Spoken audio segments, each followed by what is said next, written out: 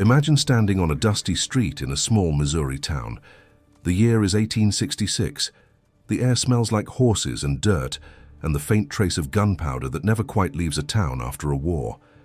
Most people are going about their day. A man walks into a bank. He's calm. He's polite. He removes his hat. And then he puts a gun on the counter. Within minutes, the bank is empty. The streets are filled with screaming. And somewhere on the edge of town, a cloud of dust rises from the hooves of horses riding hard into the horizon. And just like that, they vanish. That was the beginning of a legend. A name that would echo across the American frontier for decades. A name that still sparks debate today. Was he a monster, a folk hero, a man driven mad by war and injustice? Or was he simply the most skilled outlaw the Wild West ever produced? His name was Jesse James, and the story of his life, his crimes, his disappearances, and his death is one of the most extraordinary tales ever. Told from the American frontier, most people think they know it. But the full story, the real story, is darker, stranger, and far more complicated than any legend. Stay with me, because what you're about to hear will change the way you think about Jesse James forever. Before Jesse James became a ghost in the dust, before the bank robberies and the wanted posters and the newspaper headlines, he was just a boy growing up on a farm in Clay County, Missouri. Born on September 5th, 1847, Jesse Woodson James came into a world that was already starting to tear itself apart. His father, Robert James, was a Baptist preacher. His mother, Zerelda, was a fierce and stubborn woman who would spend the rest of her life defending her son's name with every breath she had. The family owned a farm. They also owned enslaved people. That fact matters, not to condemn Jesse before his crimes, but to understand the world that shaped him. Missouri was a border state. It did not fully belong to the North or the South. It was a place caught between two realities, two loyalties, two futures. And when the Civil War broke out in 1861, that tension exploded into something violent and intimate. Neighbor turned on neighbor. Communities fractured. Farms burned. Jesse was still a child when the war began, but Missouri was not a place where children stayed. Children for long. His older brother, Frank James, joined a Confederate guerrilla outfit, a group of fighters known as Quantrill's Raiders. These were not ordinary soldiers following orders on a battlefield. They were men who burned towns, executed prisoners, and terrorized communities across Kansas and Missouri. They were feared on both sides. Jesse idolized his brother, and in 1864, at just 16 years old, Jesse James rode off to join a guerrilla band of his own, led by a man named Bloody Bill Anderson, one of the most violent men the Civil War ever produced. What Jesse witnessed in those years, what he participated in, what was done to him and his family by Union forces, it left marks that never healed. By the time the war ended, Jesse James was not a boy anymore. He was something else entirely, something the frontier had made him. And the frontier was about to find out exactly what that was. The war ended in 1865. The South surrendered. Soldiers were supposed to go home. Most did. But for men like Frank and Jesse James, men who had ridden with guerrillas, who were on lists, who were watched, going home was not simple. The Union did not forget who had fought on the other side.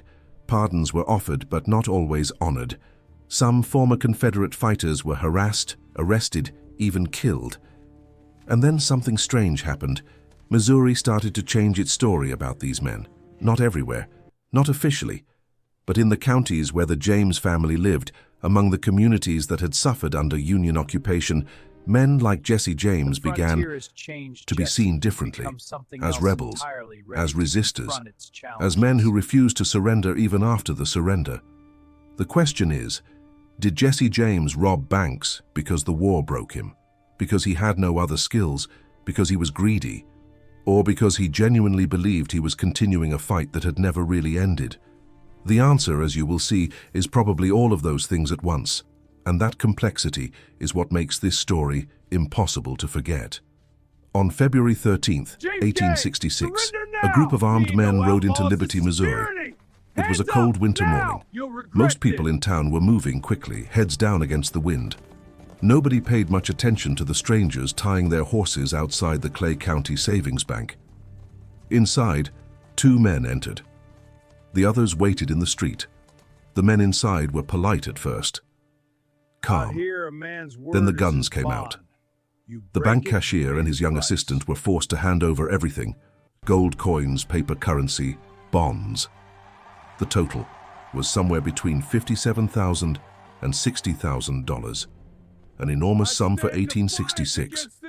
As the robbers fled through the streets, shooting into the air to scatter the crowd, a young student named George Wymore was hit by a bullet and killed.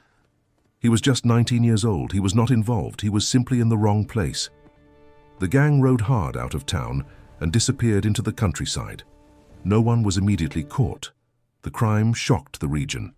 Banks had been robbed before, but not like this. Not in broad daylight, not with this level of organization, not with this many men acting in perfect coordination. Was Jesse James there? The historical record is not perfectly clear. He would have been 18 years old, but his brother Frank almost certainly was. And the method, the planning, the escape routes, the military precision, it had the feel of men who had learned their craft during the guerrilla years of the war. This was not a crime of desperation. This was a performance, a statement, and it was just the beginning. Over the next several years, a series of bank robberies spread across Missouri and surrounding states. Each one followed a similar pattern: a group of men, sometimes as few as 4, sometimes as many as 12. Guns drawn inside the bank, confusion and terror in the streets, a thundering escape on horseback into territory the robbers clearly knew well. The newspapers began connecting the crimes. Detectives began building files. And gradually a name began appearing in print: Jesse James. But here is where the story gets strange, because even as Jesse James was being named as a robber, as a fugitive, as a criminal, something remarkable was happening in the Missouri newspapers. Writers and editors, some of them with obvious sympathy for the old Confederate cause, began portraying Jesse James not as a villain, but as a hero. A man named John Newman Edwards was perhaps the most important of these. Edwards was a newspaper editor who had served in the Confederate Army and never stopped fighting the war with his pen. He wrote about Jesse James with the language of mythology. He compared him to knights. He called him a man driven to outlawry by Yankee persecution. He painted the banks Jesse robbed as symbols of northern financial oppression against southern farming communities. Was any of that true? Partly. Banks in Missouri did foreclose on farms. Former Confederate families were struggling economically. There was real grievance underneath the legend, but Jesse James was also a man who would shoot an unarmed cashier without hesitation. He was also a man who spent money fast and moved constantly and left a trail of real victims behind him. The legend and the man were never quite the same thing, and understanding both is the only way to understand the full story. By the early 1870s, the James Younger Gang, as it was now being called, had become the most wanted outlaw outfit in America. The gang included Jesse and Frank James, along with the younger brothers, Cole, Jim, John, and Bob. These men had all ridden together during the war. They trusted each other with their lives, and that trust made them extraordinarily difficult to catch. They did not rob just banks. In 1873, they made history by robbing a train, the Chicago, Rock Island, and Pacific Railroad, for the first time. The robbery happened near Adair, Iowa. The gang pulled a section of rail loose, causing the locomotive to derail. The engineer was killed. The mail car was looted. Train robbery was something new, something almost impossible to defend against. You could put guards in a bank. You could not guard every mile of track across the American frontier. The railroads were furious.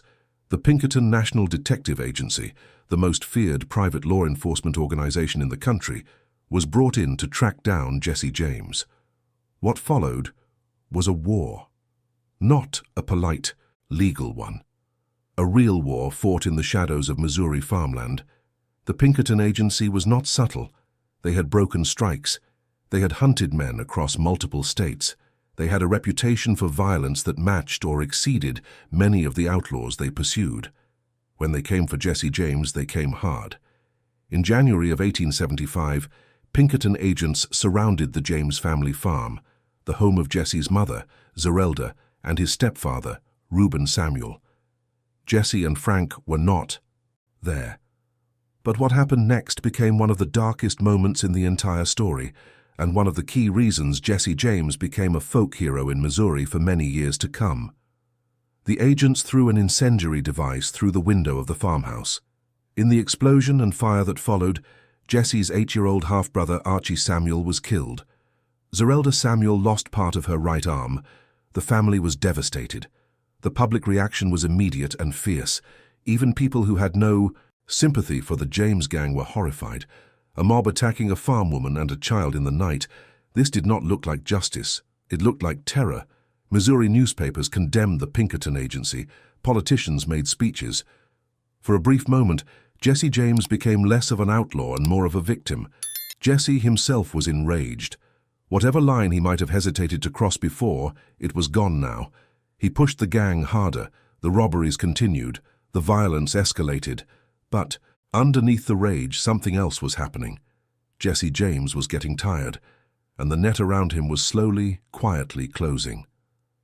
By the mid-1870s, the James Younger gang was operating under enormous pressure. Posses were everywhere. Informants were being cultivated in every Missouri county. The Pinkerton agency never stopped watching, and yet they kept going. In 1876, they attempted something enormously bold, a raid on a bank in Northfield, Minnesota. It was their first major operation so far north, far from the friendly territory of Missouri, where local sympathies sometimes protected them. It was a disaster. The citizens of Northfield were not the frightened townspeople of a Missouri farming village. When the gang rode in and tried to take the First National Bank, the cashier, a man named Joseph Hayward, refused to open the vault. He was shot and killed. Outside, the streets erupted. Northfield citizens grabbed guns and started firing back. In the gunfight that followed, 2 gang members were killed in the streets. Several more were wounded. The younger brothers, Cole, Jim, and Bob, were captured days later in a brutal running chase through the Minnesota wilderness. Bob Younger died in prison years later. Cole and Jim served more than 20 years before being paroled. Jesse and Frank escaped, but they escaped alone, wounded, riding through cold country without the gang that had protected them for years. The Northfield raid broke. The James Younger gang, it never rode together again. If you're fascinated by this dark journey, consider subscribing for more stories from the frontier. Jesse James disappeared. That is not a metaphor. He literally vanished. He changed his name to Thomas Howard. He moved to St. Joseph, Missouri, not the heart of outlaw country, but a normal city, a place where a man with a wife and children might live quietly without attracting attention. He let his beard grow. He kept a low profile. He tried in his way to become someone else. He had a wife, Zerelda Mims, his first cousin, a woman who had loved him since they were young and who followed him through years of running. They had children together, a son named Jesse Edwards James, a daughter named Mary Susan James. By all accounts, Jesse was devoted to them. Whatever violence he carried in the world outside, at home he was a husband and a father. But the quiet life did not suit him, or perhaps it was never truly available to him. He began assembling a new gang, smaller, younger, less experienced, men he could not fully trust the way he had trusted the Youngers. The robberies began again. Banks, trains, stagecoaches, each one carried more risk than the last. Each one brought the law closer. And with each crime, Jesse James seemed to know, on some level, that the end was approaching. He just could not stop. By 1881, Governor Thomas Crittenden of Missouri had had enough. He worked with the railroad. Companies, who had every reason to want Jesse James dead or in prison, to offer a reward. $5,000 for Jesse James, $5,000 for Frank James, dead or alive. $5,000 in 1881 was an enormous amount of money. More than most men in Missouri would earn in many years. It was enough to make even loyal friends reconsider their loyalties. Jesse's new gang included 2 brothers named Robert and Charles Ford. Robert Ford was 20 years old. He was eager, ambitious, hungry for money and recognition. He had made secret contact with Governor Crittenden. He had agreed to a deal. Jesse James did not know this. He trusted the Fords. He had brought them into his home. On April 3, 1882, Jesse was standing on a chair in his living room in St. Joseph, adjusting a picture on the wall. He had removed his guns, which he almost never did. His back was turned to Robert Ford. Ford drew his revolver and shot Jesse James in the back of the head. Jesse James was 34 years old. He died almost instantly. His wife heard the shot and came running. She found her husband on the floor of their home, gone. Robert Ford stepped outside and sent a telegram to the governor. He expected to be celebrated as a hero. Instead, he was charged with murder, convicted, and then immediately pardoned by the governor who had sent him in the first place. The public was not grateful. They were disgusted. Robert Ford spent the rest of his short life known by a name he hated, the dirty little coward who shot Mr. Howard, Jesse's alias. Even in death, the legend protected him. The aftermath of Jesse James's death was almost as strange as his life. His body was put on public display in St. Joseph. Thousands of people came to see it, some to satisfy their curiosity, some to grieve, some to make sure he was actually dead. His mother, Zerelda, never stopped defending him. She turned the James family farm in Kearney, Missouri, into a kind of memorial. She sold pebbles from her son's grave for 25 cents each. She told the story of Jesse James to anyone who would listen, always with the same conclusion. Her son was a good man driven to crime by northern oppression. Frank James, Jesse's older brother, surrendered to the governor of Missouri several months after Jesse's death. He stood trial for robbery and was acquitted. He spent the rest of his long life, he died in 1915, as something between a curiosity and a celebrity. He worked on farms, gave lectures, sold souvenirs at the James family homestead. He was a reminder that the outlaws of the Wild West did not all die in gunfights. Some of them lived long enough to become old men with stories. Jesse's wife, Zerelda, called Z, moved away from St. Joseph after the murder. She changed the family name. She tried to protect her children from the weight of the James name. Jesse Edwards, James, their son, eventually became a lawyer and spent years fighting to clear his father's reputation. He wrote books. He gave interviews. He never fully succeeded, but he never stopped trying. The legend of Jesse James did not die with the man. It grew larger. Dime novels published within weeks of his death portrayed him as a Robin Hood, robbing from the rich, giving to the poor. There is very little historical evidence that Jesse James gave his robbery proceeds to anyone but himself and his gang. But the story was irresistible. It met a need. In a country where many people felt crushed by banks, railroads, and distant economic forces they could not control, Jesse James became a symbol of defiance. Songs were written about him. One of the most famous, an old American ballad, describes him as a man who robbed from the rich and gave to the poor, who had a wife and children he loved, and who was brought down by a coward's bullet. Every line of it builds the myth. Movies came next, beginning in the silent film era and continuing. Through the 20th century, Jesse James has been portrayed on screen more times than almost any other figure from the American frontier. Sometimes he is a hero, sometimes a villain, sometimes a tragic figure caught between two worlds. Each generation has made him into what it needed him to be, and that is perhaps the most revealing thing about Jesse James, not what he did, but what we keep making him mean. Who was the real Jesse James? That question does not have a clean answer. He was a child shaped by a brutal war. He was a young man who had learned to use violence as a tool before he learned almost anything else. He was a husband who loved his family. He was a killer who shot an unarmed bank cashier without hesitation. He was a man who understood public relations and used newspapers to build a mythology around himself. He was a fugitive who never truly escaped. He was, in many ways, a product of his time and place. The American West of the 1860s and 70s was a world where the law was inconsistent, where violence was common, where men who had fought in a war and returned home broken often had very few paths forward. Jesse James chose the path of the outlaw, and he was extraordinarily good at it, until he wasn't. But here is the question that lingers, the question that has kept people arguing for more than 140 years.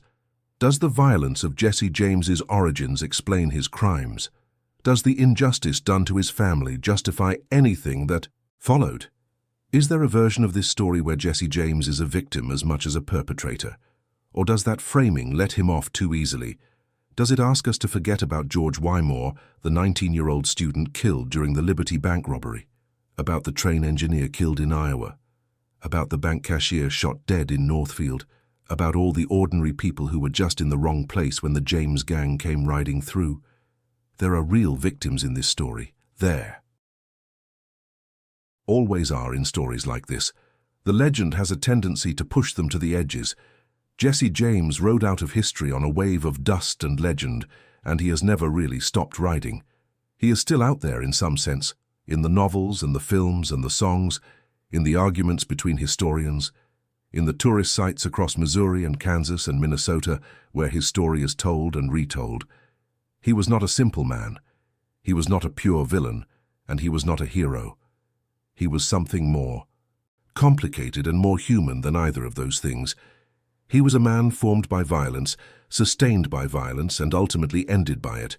He was a man who knew how to become a myth even while he was still alive. And maybe that is the most important thing about Jesse James. Not the robberies, not the escapes, not even the death in his own living room with his back turned. Maybe the most important thing is that 140 years after he died on the floor of a house in St. Joseph, Missouri, we are still telling his story. We are still arguing about it. We are still asking what it means. That is a kind of power that most people, outlaw or not, never achieve. Was Jesse James a ruthless killer who used the grievances of his time as cover for pure greed and violence? Or was he a man born into chaos, shaped by a war that broke everything around him, who found the only identity available to him in the barrel of a gun and the thunder of horses? You decide. That is the thing. About legends, they do not give you the answer. They give you the question, and the question lives on long after the dust has settled. But if you want to see the exact moment the legend became a target, the single heist that changed everything, you need to watch this. The robbery that made Jesse James America's most wanted man. Click the video on your screen to see the crime that started it all. Tell me in the comments what you think. Was Jesse James a product of his time, a man the Wild West, made into an outlaw? Or was he always something darker, something that would have found a way to violence no matter when or where he lived? I want to hear your thoughts. And if you want more stories like this, real stories from the American frontier told the way they deserve to be told, make sure to like this video, subscribe to Witness of Silence, and ring the notification bell so you never miss what comes next.